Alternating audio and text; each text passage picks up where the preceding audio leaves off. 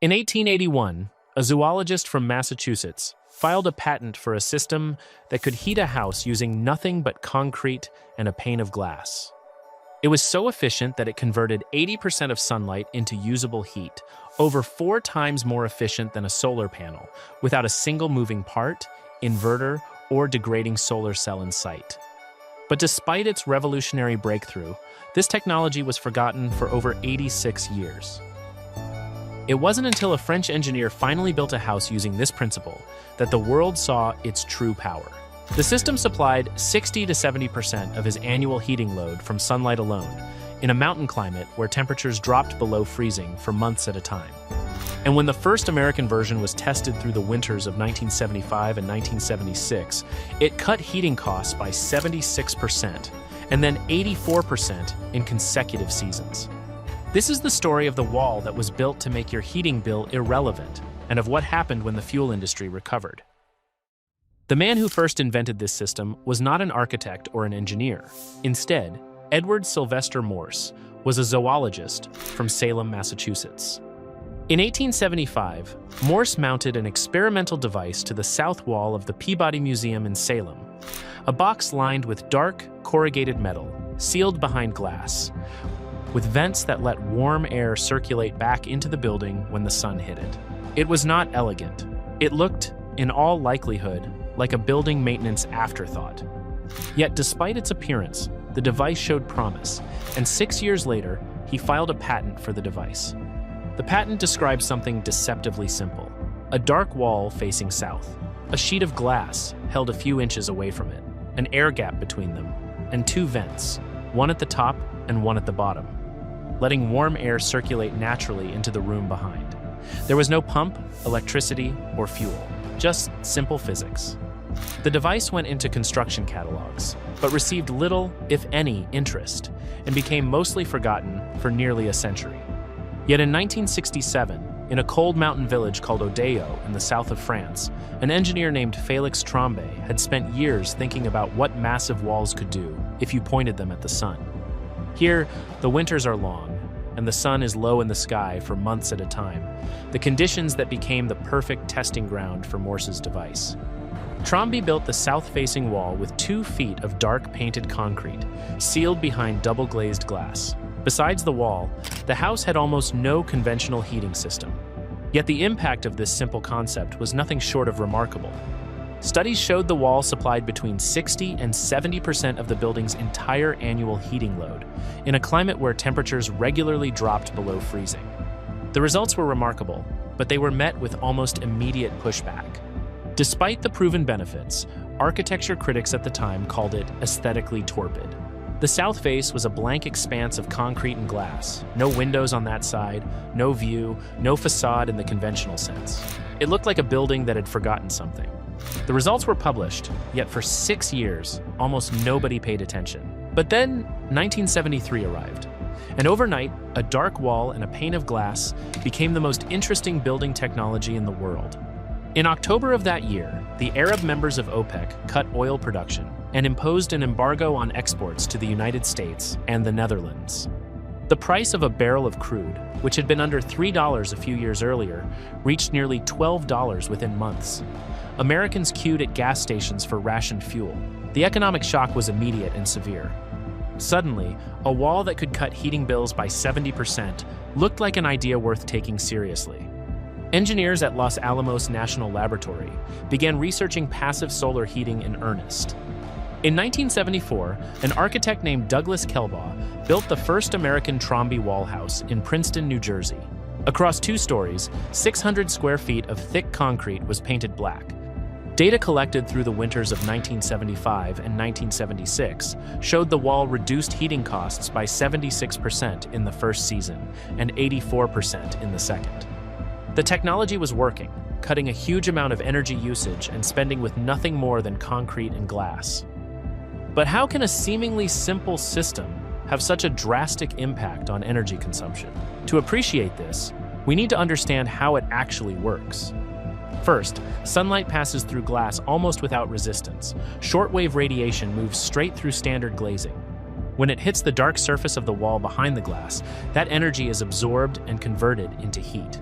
The wall gets warm, and it begins to radiate that heat back outward as long-wave infrared radiation, a completely different wavelength from the light that came in. But now, the double-glazed glass becomes a trap for the heat radiation. Unable to escape, the heat accumulates in the narrow gap between the glass and the wall, held there like water in a tank, building up for the hours when the sun is shining. The thick concrete wall starts to absorb that heat and begins to radiate it inward. A concrete wall of 12 to 16 inches has a thermal lag of about 8 to 10 hours. That means energy collected at noon arrives at the interior surface of the wall by late evening. The house you left cold in the morning is warm when you return at night, and it stays warm through the hours when the outside temperature is at its lowest, without relying on a single energy source other than the sun. This is the core concept of a Trombe wall. It's a thermal battery made of stone that charges during the day and discharges at night. Many designs also incorporate vents, a lower opening near the floor, and an upper opening near the ceiling. During the day, as the air in the gap heats up, it rises. Cooler room air is drawn in through the bottom vent, travels up the face of the warm wall, and returns to the room through the top vent already heated. This gives you immediate warmth on sunny winter days, not just the delayed warmth from the stored mass. When you close those vents after sunset, the wall shifts into pure storage mode, radiating steadily through the hours when you need it most. Kelbaugh's Princeton House is the clearest documented proof of what this looks like at the scale of a real building.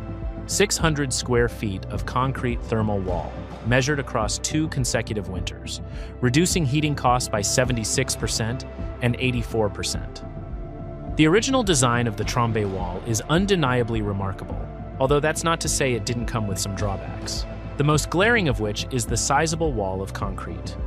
2 feet of concrete is heavy, expensive, and almost impossible to fit into an existing building.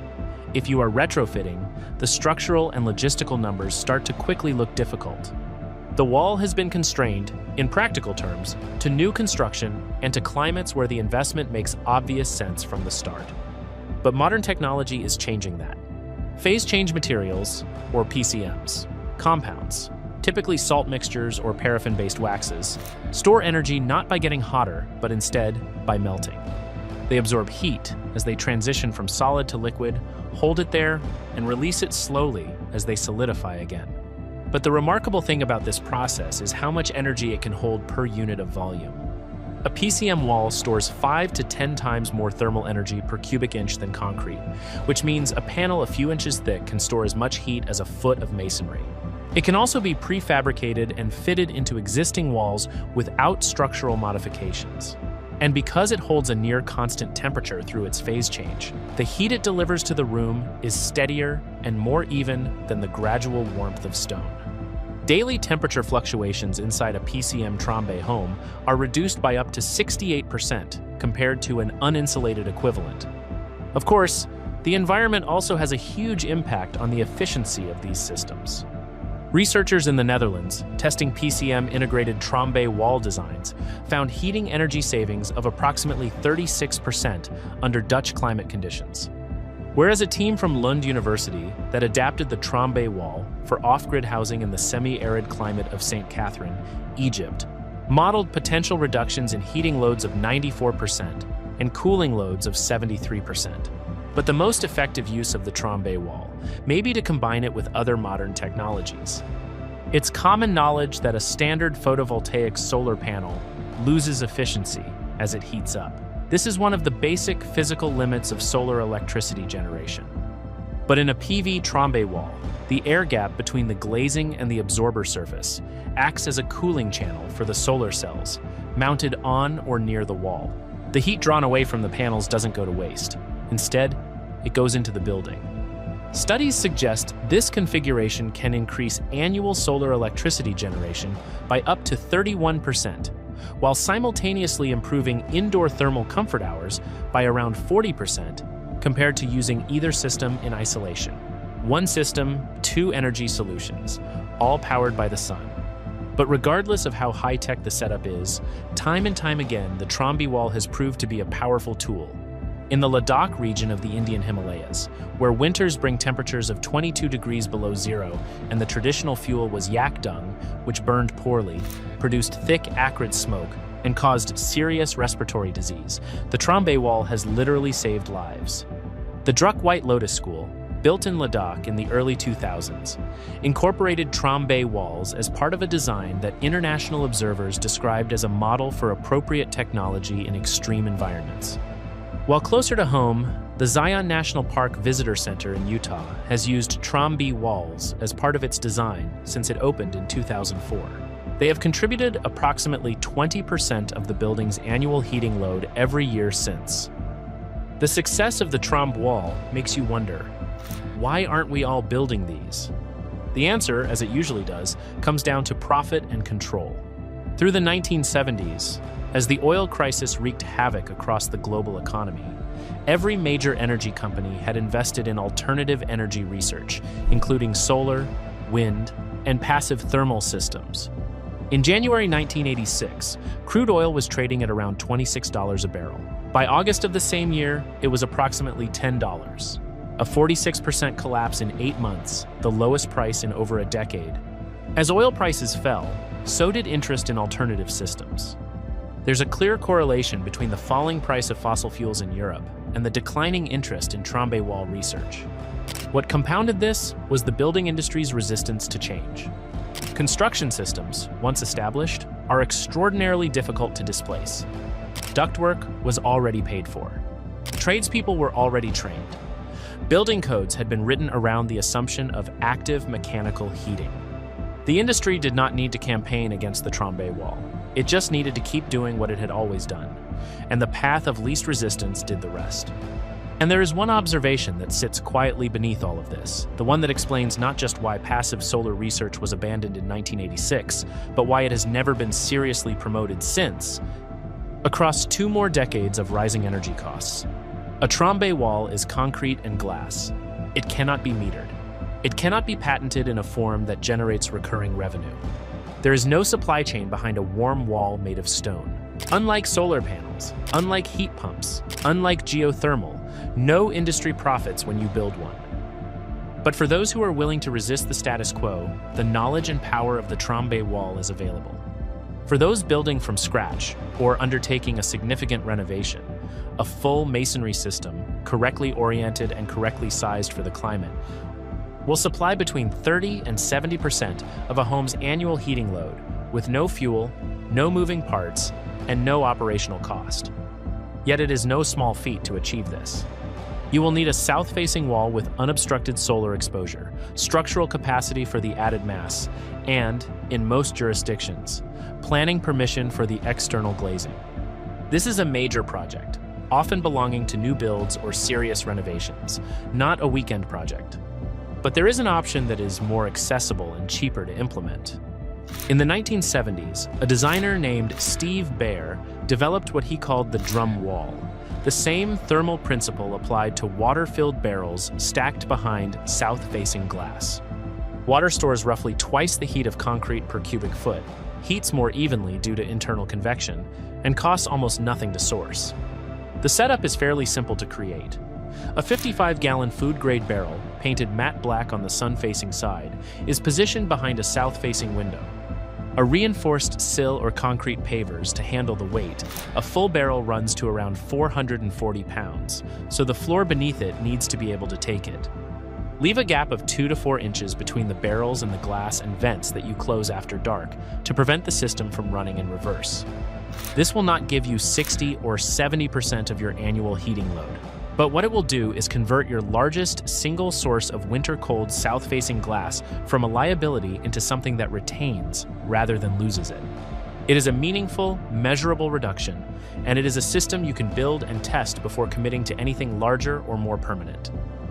The Trombe Wall is a 140-year-old system built from materials that cost almost nothing, designed around the simple observation that a dark surface facing the sun will absorb heat, that glass will trap it, and that stone will hold it long enough to warm you through the night, and it converts sunlight into usable heat at a rate that no photovoltaic technology on the market has matched. A lot of what this channel covers was nearly lost, not because it stopped working, but because the industry moved on to something more profitable. If this is the kind of thing that matters to you, subscribing and sharing is the simplest way to make sure it keeps being found. And if you want to see how a man with nothing but a pile of wood chips and a roll of plastic pipe managed to heat an entire farm, including the house, the greenhouse, and the water supply for 18 months straight, without burning a single stick, make sure to have a look at this video.